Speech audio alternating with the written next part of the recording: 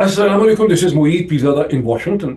ना चाहते हुए भी मैं कुछ मीटिंग्स में और कुछ ट्रैवलिंग में फँस गया, जिस वज़ह से मैं अपना पिछला व्लॉग जो है नहीं कर पाया पिछले 24 घंटे में। लेकिन इसी 24 घंटे के अंदर पाकिस्तान में पीपीपी और पीएमएलएन के दरमियान जो डायलॉग स्टक था, वो छठे राउंड के बाद रिज़ॉल्व हुआ और एक पावर शेयरिंग एग्रीमेंट के ऊपर एक एग्रीमेंट उनका एक मुआहदा हो गया, एक सेटलमेंट हो गई, जिसके नतीजे में दोनों ने एक मखलूत हुकूमत बनाने का ऐलान कर दिया। नवाज के नंबर्स पूरे हो चुके हैं और हुकूमत साजी का अमल पे हम इंशाअल्लाह ताला इस पे अब अमल दरामद करेंगे और हुकूमत बनाने की पोजीशन में है। शुरू में उसकी तफसीलात नहीं दी गई थी, लेकिन फिर इस्लामाबाद में जरदारी हाउस से उसकी डिटेल्स भी दे दी गई। और जब आप उनकी डिटेल्स को देखते हैं तो आपको ये बात बड़ी वाज़ेह होती है कि इसमें आसिफ अली जरदारी साहब जो हैं वो एक क्लियर विनर के तौर पे इमर्ज करते हैं। मुस्लिम लीग नवाज का शुक्रगुजार है कि वो पाकिस्तान पीपल्स पार्टी का उम्मीदवार सदर जरदारी साहब का हमायत कर रहे हैं और इंशाअल्लाह ताला प्रेसिडेंसी के लिए, प्रेसिडेंट ऑफ पाकिस्तान के लिए हमारा जॉइंट उम्मीदवार सदर जरदारी होगा। वो विनर के तौर पे क्यों इमर्ज करते हैं वो भी मैं आपको भी एक्सप्लेन करता हूँ चंद लम्हों में। लेकिन पहले क्या है, ज़रूरी है कि अगर आपने पिछले मेरे तीन कम अज़ कम 3 या 4 व्लॉग देखे हों, 3 कम अज़ कम व्लॉग्स में मेरे बदस्तूर और मुसलसल मैंने इस डेडलॉक का भी ज़िक्र किया था, जो कि रिज़ॉल्व हुआ है और वो पीपीपी के फेवर में रिज़ॉल्व हुआ है। और मुझे पूरी उम्मीद थी, किसी भी व्लॉग से आप ये अंदाज़ा नहीं लगा सकते होंगे कि मुझे उम्मीद नहीं थी कि ये डेडलॉक रिज़ॉल्व हो जाएगा और ये एक मखलूत हुकूमत बना लेंगे। अनलाइक मैनी अदर पीपल जो हमारे एनालिस्ट थे, ख़ास करके हमारे बहुत से व्लॉगर्स जो हैं, जिन्होंने आखिरी वक्त तक ये उम्मीद लगा रखी थी, ये लोगों को उम्मीद दे रहे थे। मैं समझता हूँ, मुझे शक है बहुत कि उम्मीद तो उन्होंने नहीं लगा रखी हुई थी, उनको अंदर से अच्छी तरह से पता था।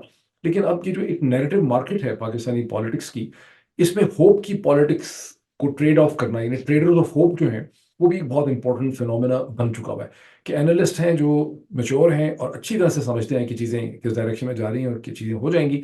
लेकिन वो ये समझते हैं कि सुनने वाले और देखने वाले जो हैं वो बड़ी पॉजिटिव किस्म की बातें सुनना चाह रहे हैं, इसलिए उसको वो चीज़ों को एक पॉजिटिव स्पिन देते हैं, उसको एक आस लगा के रखते हैं। और जब वो चीज़ हो जाती है तो कभी पीछे मुड़ के वो नहीं कहते कि ये मैंने पहले क्या कहा था और अब मैं क्या कहा है। बल मैंने आपको एक बड़ा फेयर इसकी पिक्चर दी थी कि ये डेडलॉक है, और वो डेडलॉक जो है वो आसिफ अली जरदारी साहब के फेवर में रिजॉल्व हुआ अकॉर्डिंग टू सम सोर्सेज। उसमें आखिर में जनरल साहिबान जो हैं, जो सो कॉल्ड एस्टैब्लिशमेंट है पाकिस्तान की, मैं सो कॉल्ड इसलिए कहता हूँ कि मेरा एनालिसिस ये कहता है कि अब इस्टेब्लिशमेंट रही नहीं है। इस्टेब्लिशमेंट एक इदारा या एक मल्टीट्यूड ऑफ इंस्टीट्यूशंस होता है, और पाकिस्तान में जो चीज़ हो रही है उसमें वो कोई इदारती किस्म की थिंकिंग या इंस्टीट्यूशनल थिंकिंग या कोई उसमें फोर साइट या उसमें कोई विजन या उसमें जिस तरह एक इदारा जो है बहुत सोच समझ के फूंक फूंक के कदम उठाता है, उसका एक लॉन्ग टर्म विजन होता है, व्यू होता है, वो चीज़ नज़र नहीं आ रही। इसलिए मैं एक इसको to be accurate in terms of analysis मैं कहता हूँ तो सो कॉल्ड इंस्टीट्यूशन कि जनरल साहिबान जो है उन्होंने आखिर में बड़ा जोर लगाया, बिकॉज उनको बड़ी डेस्परेशन हो रही थी। और आपने ये भी नोट किया होगा कि इलेक्शन तो हो गए थे 8 फरवरी को, लेकिन इलेक्शन कमीशन ऑफ पाकिस्तान ने अभी भी जो एक फॉर्मल किस्म के रिजल्ट्स होते हैं उनको लटका के रखा हुआ था। यानी वो फॉर्मल रिजल्ट्स जिसके विद इन 72 आवर्स आपको ऐलान करना है कि मैंने किस, इंडिपेंडेंट्स ने ऐलान करना था कि मैंने किस किस जमात को ज्वाइन करना है, वो उन्होंने उसकी कोई बारे में फाइनलाइजेशन जो है वो नहीं की हुई थी। और वो फाइनलाइजेशन इसलिए नहीं की हुई थी कि पीपल्स पार्टी और पीएमएलएन को मौका देना था ये एक पावर शेयरिंग अरेंजमेंट कर लें, अपना डेडलॉक जो है उसको रिजॉल्व कर लें। और इन द एंड ऐसा लगता है कि इस्टेब्लिशमेंट का भी बहुत हद तक यहाँ पर, इस्टेब्लिशमेंट भी आपको पता है कि 2 धड़े हैं, और जो ताकतवर धड़ा था जिसने इसमें डोमिनेट किया है उसका वजन जो है वो आसिफ अली जरदारी और बिलावल जरदारी भुट्टो की तरफ था। अब कैसे आसिफ अली जरदारी जो है उसमें उन्होंने विक्टोरियस समझ किया है।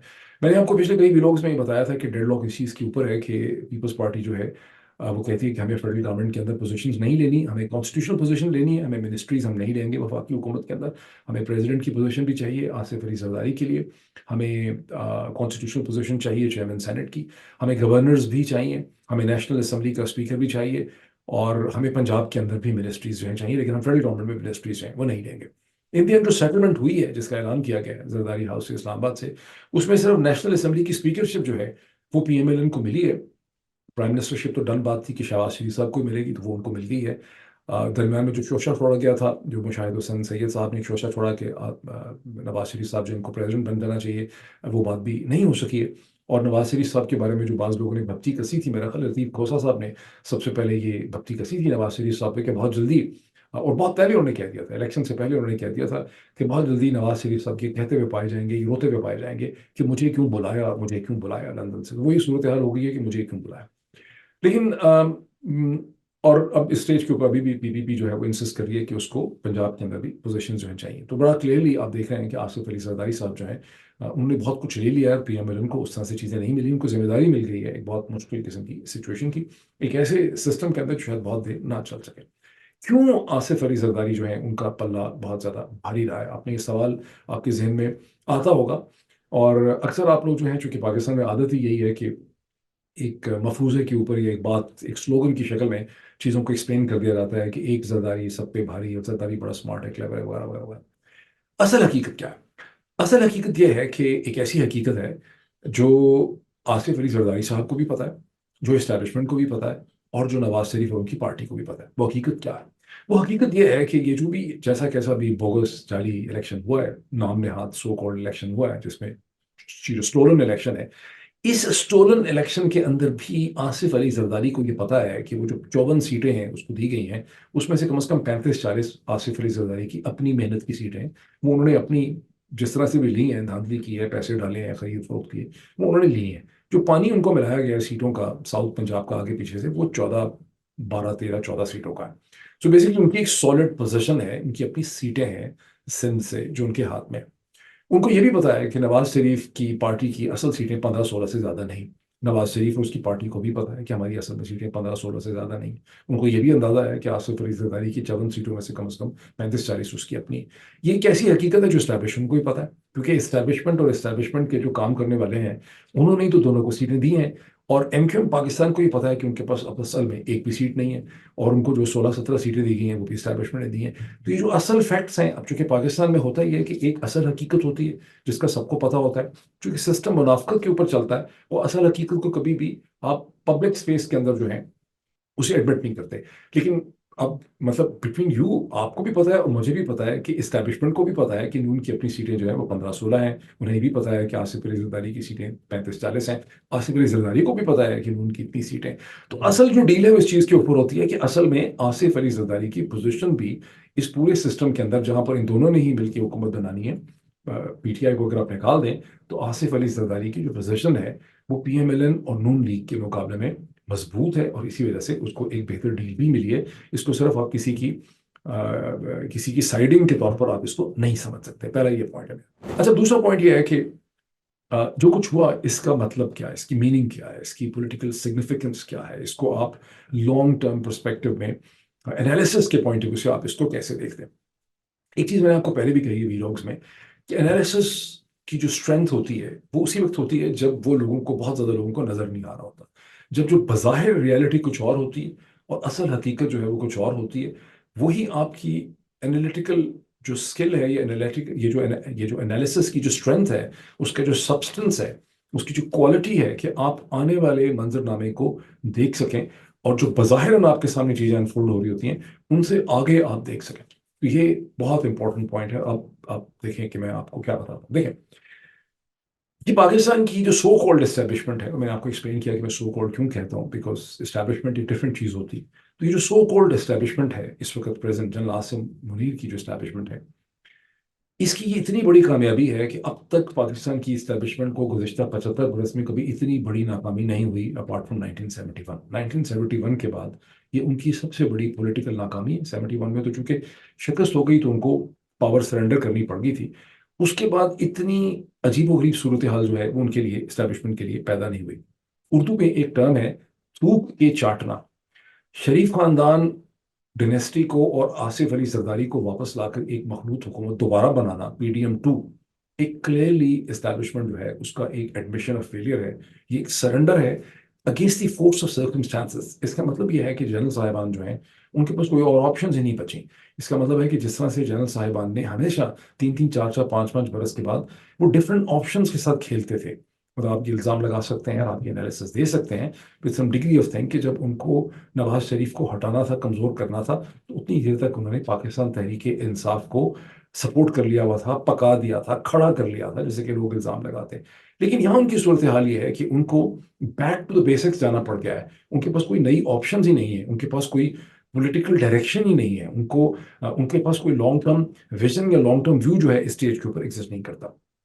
अब इसमें ज़रा गौर कीजिए कि ये जरदारी जो है ये चोर है, ये करप्ट है बहुत ज़्यादा, इसके 45 अरब रुपए के इसके केसेस हैं, बेनामी हैं, अकाउंट्स हैं, सिंध बैंक के, खवानचे वाले के और रक्शे वाले के अकाउंट से इतने पैसे निकल आए। यह केस आपने और मैंने तो नहीं बनाया, ये केस इमरान खान ने, पीटीआई ने तो नहीं बनाया, ये कोई महमूद खान अचकज़ई ने तो केस नहीं बनाया था, ये केस तो इस्टेब्लिशमेंट ने बनाए थे, ये तो इन इदारों ने बनाए थे। वो कौन था जो कहता था कि नवाज शरीफ जो है वो मोदी का यार है, वो पाकिस्तान हिंदुस्तान की इस्टेब्लिशमेंट से, बीजेपी से, मोदी से मिलके पाकिस्तान के इदारों और इस्टेब्लिशमेंट के खिलाफ, अफवाज पाकिस्तान के खिलाफ साजिश कर रहा है। डॉन वन डॉन टू किसका नैरेटिव था? मेरा और आपका नैरेटिव तो नहीं था। वो कौन थे? वो जो सैकड़ों लोग लगे हुए थे इदारों के, जो व्हाट्सएप के ऊपर लंबे लंबे नोट्स भेजते थे, वो कौन था जिन्होंने 6 मेंबर की जॉइंट इन्वेस्टिगेशन टीम्स बनाई? वो कौन थी ताकत थी जो आके सुप्रीम कोर्ट को, हाई कोर्ट्स को, एंटी जो करप्शन कोर्ट्स होती हैं, उनसे अपनी मर्जी के फैसले हासिल कर रही थी? तो जो सारा का सारा स्ट्रक्चर खड़ा किया था, वो जाहिर है इसी सो कॉल्ड, मैं सो कॉल्ड है इसीलिए कह रहा हूँ कि वो इस्टेब्लिशमेंट ने खड़ा किया। अब इस्टेब्लिशमेंट और इदारे की डेफिनेशन ये होती है कि उसका एक लॉन्ग टर्म व्यू होता है। वो पल में तोला पल में माशा वाली उसकी सूरत हाल नहीं होती, उनका एक लॉन्ग टर्म व्यू होता है, क्योंकि इदारे जो होते हैं वो बड़ा लंबा प्लानिंग करके चलते हैं। अगले 10 15 20 बरस की उनकी प्लानिंग होती है कि हमने इस तरह से चलना है, उसके बाद ये होगा, फिर ये होगा, फिर ये होगा, और हमने उस इवेंचुअलिटी से ऐसे निपटना है। यहाँ तो सूरत हाल ये हो गई है कि अगले आने वाले दिन और चंद महीनों का ही जो है वो बिल्कुल ठीक तरह से पता नहीं चल रहा कि आगे हमें क्या करना पड़ेगा। दैट इज़ वाई मैं ये कहता हूँ कि जो सो कॉल्ड एस्टेब्लिशमेंट है, इसने अपने आप को एक बहुत बड़े बहरान में फंसा लिया है, जो अभी मजीद अनफोल्ड करेगा। अच्छा, अब आप देखें, बॉटम लाइन ये है कि the running of the options. अब ये जो गवर्नमेंट खड़ी की है, government of the criminals and crooks by the generals for the criminals and crooks, ये इसका उन्वान होना चाहिए, मैं यही इसका उन्वान भी होगा। ये किधर जाएगी ये भी हम थोड़ा सा देख लेते हैं। अच्छा, अब एक आर्गुमेंट जो है, जो आपने बहुत सुना होगा, उसको अक्सर लोग ट्विटर पे लिखते हैं, पाकिस्तान से बाहर भी ऐसे लोग हैं बड़े जो सपोर्ट करते हैं रिजीम चेंज ऑपरेशन को, जिनका बुनियादी मकसद है कि वो साबित करना चाहते हैं कि पाकिस्तान में जो कुछ भी हुआ वो उसमें मगरब की ताकतों का और उनके कोई स्ट्रेटेजिक इंटरेस्ट नहीं है, और ये एक इंटरनल रीअरेंजमेंट है, और पाकिस्तान की फौज और इस्टेब्लिशमेंट तो ऐसी चीज़ें करती ही रहती है, वो सिविलियन हुकूमतों से तंग आ जाती है, उनको बदल देती है, और ये सब कुछ पाकिस्तान का इंटरनल हुआ है। उनका आर्गुमेंट ये है कि भाई 2018 के अंदर भी तो इन्होंने यही किया था। अब ये बात है बड़ी डिसइंफॉर्मेशन है, मिसलीडिंग है। 2018 और 19 में बहुत ज़्यादा फर्क है। फॉर इंस्टेंस एक छोटा सा फर्क अगर आप उठा लें, छोटा सा, वो ये है कि 2018 में जबानी मुंह से तो सबने बोला कि आरटीएस बंद हो गया, हमारे साथ बड़ी धांधली हो गई, लेकिन किसी ने किसी भी किस्म की डॉक्यूमेंट्री एविडेंस या किसी ने कोई अपनी जो हाई कोर्ट्स के अंदर या सुप्रीम कोर्ट के अंदर या इलेक्शन ट्रिब्यूनल्स के अंदर कोई मीनिंगफुल किस्म की पिटिशंस कोई डालता है 10 15 20 पेजेस की कि मेरे साथ ये हुआ, फलां हल्के में ये हुआ, फलां हल्के में ये हुआ, ये 15 हल्के, ये 20 हल्के, ये हमारे जो पीएमएलएन कहती कि जी हमें 65 सीट्स मिली हैं नेशनल असेंबली की पंजाब से, लेकिन हमारी 20 सीटें जो हैं वो मार दी गई हैं, और ये 20 सीटें हमारी 4 लाहौर में मारी हैं, 2 इधर मार दी हैं, गुजरांवाला में, तार फैसलाबाद में, 3 पिंडी में मार दी हैं, साउथ पंजाब में मार दी। ऐसा कोई भी क्लेम उन्होंने किया ही नहीं डॉक्यूमेंट्री लेवल में। आप जाके अखबार चेक कर लें, मैं तो ज़ाहिर है मीडिया का आदमी हूं, मेरा ब्रेड एंड बटर यही है, तो मेरे पास तो पूरी डायरियाँ मैंने रखी हुई हैं उस ज़माने की। एवरी एवरी ये सारा का सारा फेज़ है मेरे सामने, ज़बानी मुझे याद है। लेकिन आप इस पे अगर जाके रिसर्च करेंगे गूगल से, आपको पता चलेगा कि ज़बानी उन्होंने कहा, लेकिन कोई एविडेंस उन्होंने कभी भी प्रेजेंट नहीं की। और उनको जब आप एक इल्ज़ाम लगाते हैं तो किसी अदालत में तो वो गए ही नहीं कभी, किसी ट्रिब्यूनल वगैरह में नहीं गए, कोई केसेस उन्होंने नहीं बनाए, कोई डिस्कशन उसकी नहीं हुई, आपको कुछ भी नहीं मिलेगा। सो मच सो कि पीपल्स पार्टी भी शामिल हो गई इस पूरे राग अलापने में। लेकिन पीपल्स पार्टी की सूरत हाल ये थी कि पीपल्स पार्टी ने 2018 का इलेक्शन है, उसमें 2 3 सीटें 2013 के इलेक्शन से ज़्यादा ली थी। उनको तो मतलब वो तो इनफैक्ट बेनिफिशियरी थे 2018 के इंतखाबात में। और उस वक्त भी जो डीएमजी और पुलिस के सोर्सेस थे सिंध में, जिन्होंने ऑफ द रिकॉर्ड मुझे कहा था कि वो इलेक्शन भी बिका था, जिस तरह से अब पीर पगाड़ों के हिसाब से कहा जा रहा है। उन्होंने इल्ज़ाम लगाया जहाँ शोरों में खड़े होकर हैदराबाद और उसके M9 के जंक्शन के ऊपर कि बहुत पहले पेमेंट्स हो गई थी। उस वक्त भी मुझे ये बताया गया कि बहुत पहले पेमेंट्स हो गई थी, और पाकिस्तान के इदारों के मखसूस जो अफसरान थे उन्होंने सिंध में ठीक ठाक जो है पैसे पकड़ लिए थे उस इलेक्शन के हवाले से। ठीक, तो वो वहाँ पे उनको फायदा ही, वो भी शामिल हो गए बाद में कि इलेक्शन जो है हमारे खिलाफ एक हो गया आरटीए का इलेक्शन। तो लेकिन 2018 में एक जो सबसे बड़ा फर्क है, ये छोटा फर्क है, जो ज्यादा बड़ा फर्क था 2018 में और 2024 में, 2018 में पाकिस्तान की एस्टेब्लिशमेंट के पास एक नैरेटिव था। वो नैरेटिव ये था कि हम पाकिस्तान की फलाह भलाई, नेशनल सिक्योरिटी और की खातर करप्ट जो डायनेस्टीज हैं उनके खिलाफ हमने पोजीशन ली हुई है। वो शरीफ खानदान करप्ट है, जरदारी करप्ट है, बेसिकली शरीफ खानदान के खिलाफ था ना वो, कि शरीफ खानदान जो है वो करप्ट है, और शरीफ खानदान हिंदुस्तान के साथ और मोदी सरकार के साथ मिलकर पाकिस्तान के नेशनल सिक्योरिटी के जो इदारे हैं, अफवाज पाकिस्तान है, एस्टेब्लिशमेंट है, उसके खिलाफ जो है वो साजिश कर रहा है।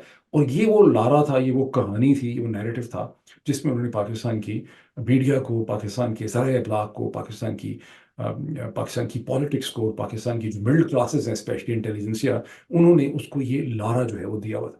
अब क्या नैरेटिव है इसके बारे में मैं कुछ मजीद कहने की मुझे ज़रूरत नहीं है, कि इस वक्त पाकिस्तान की सो कॉल्ड एस्टेब्लिशमेंट के पास किसी भी किस्म का कोई भी नैरेटिव नहीं है, का नैरेटिव ही ख़त्म हो गया। अब नैरेटिव ख़त्म हो जाना, एक बच्चे के पॉइंट ऑफ व्यू से, शायद एक स्टूडेंट कॉलेज के पॉइंट ऑफ व्यू से शायद नैरेटिव की कोई इंपॉर्टेंस ना होती हो, लेकिन अमेरिका के एक पॉलिटिकल साइंटिस्ट बहुत मशहूर बेनेडिक्ट एंडरसन गुजरे हैं, जिनकी बहुत ही मशहूर किताब है 1990s की, मेरा ख्याल है ये लेट 80s की, 1980s की, इमेजिन्ड कम्युनिटीज़। उसमें वो बड़ी ज़बरदस्त तरीके से एक्सप्लेन करते हैं कि जो कौमें होती हैं, जो नेशन स्टेट्स हैं, ये नैरेटिव्स के बिल्डअप होती हैं, इसकी कोई हकीकत नहीं है। वरना कराची और लाहौर में जो कॉमन, यानी कराची और लाहौर, कोई नेशन कौम एक नहीं हो सकती। आज से 200 साल पहले जो लोग कराची में रहते हैं समंदर किनारे, और जो पेशावर में रहते हैं, उनके दरमियान कोई कदर मुश्तरक नहीं थी। अभी लोगों के जहन में, आज बच्चों के जहन में है कि शायद एक कौम है, कि कौम एक नैरेटिव के ऊपर खड़ी हुई। इसीलिए, और इसी तरह से जो इदारे होते हैं वो नैरेटिव्स के सहारे चलते हैं। जब एक इदारे का नैरेटिव ही ख़त्म हो जाए, उसके पास नैरेटिव ही कोई ना हो, तो उस इदारे का अपना फ्यूचर जो है वो मुस्तकबिल ख़तरे पे पड़ जाता है। ये यहाँ पर एक ऐसी सिचुएशन है कि इदारे के पास, सो कॉल्ड इदारे के पास अब कोई नैरेटिव ही नहीं है। वो हर दिन एक नया नैरेटिव बनाने की कोशिश जो है वो कर रहे हैं। पावर कन्फिग्रेशन अगर आप इसकी देख लें, मैंने पहले आपको एक्सप्लेन कर दिया कि पीएमएलएन के पास, अच्छा पावर कन्फिग्रेशन, पीएमएलएन के पास अपनी सीटें 15, पीपीपी के पास अपनी सीटें 30, 35, 40, और एमक्यूएम के पास अपनी सीट 0। इसका मतलब है कि जो ढांचा आपने खड़ा किया है, वो सारा का सारा ढांचा बदकिस्मती से अब जनरल साहिबान और इस्टेब्लिशमेंट ही के ऊपर, उसी की बोरोड पॉलिटिकल पावर पे चलेगा। ये बड़ी खतरनाक सिचुएशन है एस्टेब्लिशमेंट के पॉइंट ऑफ व्यू से। ये इससे पहले कभी भी नहीं हुई। इससे पहले जो भी हुकूमत वो लाते थे अपने पार्टनर के तौर पे फ्रंट पे, उसकी कुछ ना कुछ क्रेडिबिलिटी, कुछ ना कुछ हैसियत, कुछ ना कुछ उसकी एक ग्राउंड रियलिटी, ग्राउंड प्रेजेंस होती थी। अब इसमें पीपल्स पार्टी को छोड़ के, जिसकी सिंध के अंदर कुछ ग्राउंड प्रेजेंस है, ना कराची में एमक्यूएम पाकिस्तान की कोई प्रेजेंस है, ना पीएमएलएन की पंजाब में, सेंट्रल पंजाब, सदर्न पंजाब या नॉर्दर्न पंजाब के अंदर कोई प्रेजेंस है। इसका मतलब है कि सारा का सारा वजन जो है वो इस्टेब्लिशमेंट के ऊपर आके खड़ा हो गया। अच्छा, फिर रियलिटी क्या हुई? तो रियलिटी हुई कि जो ये ढांचा खड़ा किया गया है, ये एक पूरा का पूरा ढांचा हम्टी डम्टी ढांचा है। जिस तरह से नवाज शरीफ साहब जो थे वो हम्टी डम्टी थे, उनकी अगर एस्पिरेशन थी भी कि मैं रिसरेक्ट करूंगा अपनी पॉलिटिक्स को, प्राइम मिनिस्टर बनते ना बनते, दैट इज ए मटेरियल, मतलब उनका था कि मैं अपनी पॉलिटिक्स को रिसरेक्ट करूंगा। As you can very well see and you will agree कि उनकी पॉलिटिक्स रिसरेक्ट नहीं हो सकी, रिन्यू नहीं हो सकी। और क्यों नहीं हो सकी? All the Kings man, all the Kings horses, all the Kings man could not put Humpty Dumpty together. इसी तरह ये जो ढांचा बना है, ये अब हम्टी डम्टी ढांचा है, जो टोटली रिलायंट है इस्टेब्लिशमेंट की पॉलिटिकल पावर के ऊपर। इस्टेब्लिशमेंट को हमेशा एक ऐसा पार्टनर चाहिए होता है, ना सिर्फ पाकिस्तान बल्कि दुनिया भर में, जिसकी अपनी कोई फ्रंटल कैपेबिलिटी या फ्रंटल उसकी कोई क्रेडिबिलिटी हो। यहाँ एक ऐसा ढांचा उनको खड़ा करना पड़ गया जिसकी अपनी कोई क्रेडिबिलिटी सिरे से है ही नहीं है। ठीक, तो ये एक खतरनाक सिचुएशन है। इसका मतलब है कि सारी की सारी जो परफॉर्मेंस पे प्रेशर है, जिसको साइकोलॉजी में परफॉर्मेंस एंजाइटी कहते हैं, वो जनरल आसिम मुनीर और उनकी कुलीग्स के ऊपर चला गया। वो क्या चाहते हैं? आसिम मुनीर साहब चाहते हैं कि 2025 में, 2022 के नवंबर में वो आर्मी चीफ बने थे, 23, 24, 25 में उनको एक्सटेंशन चाहिए, तो कम से कम उनको ये ढांचा, इसी ढांचे से उनको एक्सटेंशन चाहिए, उनको कोई ऐसा अरेंजमेंट पैदा करना है कि उनको एक्सटेंशन चाहिए। अब क्वेश्चन ये कि क्या जनरल आसिम मुनीर के हो सके, क्या जनरल आसिम मुनीर साहब जो हैं वो एक्सटेंशन ले पाएंगे अपने इस बनाए हुए ढांचे से? क्योंकि पहले अरेंजमेंट ये था कि नवाज शरीफ साहब ने एक रिटायर्ड आर्मी ऑफिसर को आर्मी चीफ बना दिया। उस आर्मी चीफ बनाया, उसने उनको प्राइम मिनिस्टर बनाना था, उनकी पार्टी को उसने स्ट्रेंथन करना। पार्टी के उसने नंबर पूरे कर दिए हैं, कागज़ के ऊपर, फाइल के ऊपर, हुकूमत भी दी है, लेकिन पार्टी असल में ख़त्म हो चुकी है। अब यह है कि उन्होंने इस ढांचे से, जो ढांचा उन्होंने खुद खड़ा किया है, क्रिमिनल्स एंड क्रुक्स इनकॉर्पोरेटेड का जो ढांचा है, इससे उनको अपनी एक्सटेंशन चाहिए। बाकी सारी चीज़ें मटेरियल है। पाकिस्तान का क्या, अच्छा हाँ, पाकिस्तान के हवाले से बिलावल ने, आसिफ अली जरदारी ने, शहबाज शरीफ साहब ने बड़ी बड़ी ज़बरदस्त, खूबसूरत, गोल्डन किस्म की बातें की हैं कि पाकिस्तान के लिए हम ये करना चाहते हैं, पाकिस्तान के लिए वो करना चाहते हैं, ये करना चाहते हैं वगैरह। सब बकवास है, कुछ भी कोई नहीं करना चाहता। यहाँ पर ज़रा इसमें आ जाए कि जो मेन यहाँ पे शख्सियत है, उनको अपनी एक्सटेंशन चाहिए। अब कहते हैं कि मुस्तकबिल का हाल कोई भी नहीं जानता, अल्लाह ने अपने रसूल को भी मुस्तकबिल का हाल नहीं दिया था, गैब का कहते हैं कि अपने रसूल को, अल्लाह ने अपने रसूल को भी गैब का इल्म जो है वो नहीं दिया हुआ, तो ज़ाहिर है किसी के पास भी गैब का इल्म नहीं है। लेकिन एनालिसिस की स्ट्रेंथ पे मेरा एनालिसिस ये कहता है कि आसिम मुनीर साहब का अपने इस ढांचे से 2025 में एक्सटेंशन लेना खासा मुश्किल हो जाएगा। मुश्किल क्यों हो जाएगा? बिकॉज ये सारा का सारा ढांचा इतना कमज़ोर है और ये इतनी ज़्यादा इफ्स एंड बट्स और असम्पशंस के ऊपर खड़ा हुआ है, इसमें इतने ज़्यादा टांके लगाए गए हैं। इसको इसको चलाना सक्सेसफुली तौर पे जो है वो इतना जो है वो मुझे लग रहा है कि डिफिकल्ट होगा कि इसके अंदर से अ, अपना चीज़ हासिल करना उनके लिए खासा मुश्किल हो जाए। और आने वाले महीनों में बड़ी टर्बुलेंस होगी पाकिस्तान में, बड़ी अनसेटलमेंट होगी, बड़ी टर्बुलेंस होगी, बड़ी खींचातानी हो रही होगी और उसको कंट्रोल करना आसान नहीं रहेगा। इलेक्शन बुनियादी तौर पे क्यों करवाए गए हैं कि मगरब का अप्रूवल लेना है और इन रिटर्न मगरब का अप्रूवल लेना है। अब क्वेश्चन ये है कि मगरब का अप्रूवल लेना है तो मगरब में क्या देना है?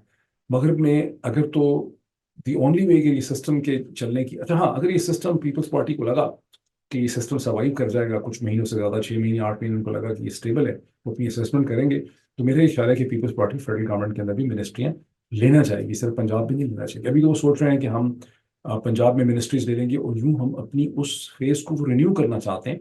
बेसिकली तो अभी पीपल्स पार्टी इसको इस तरह से देख रही है, दोनों, लेकिन पीपल्स पार्टी इसको इस तरह से देख रही है कि 2008 से 2018 के दरमियान का जो उनका बाहमी इश्तराक था, जिसमें ये ऑपोजिशन भी खेलते थे, लेकिन असल में they were joined together at the hip.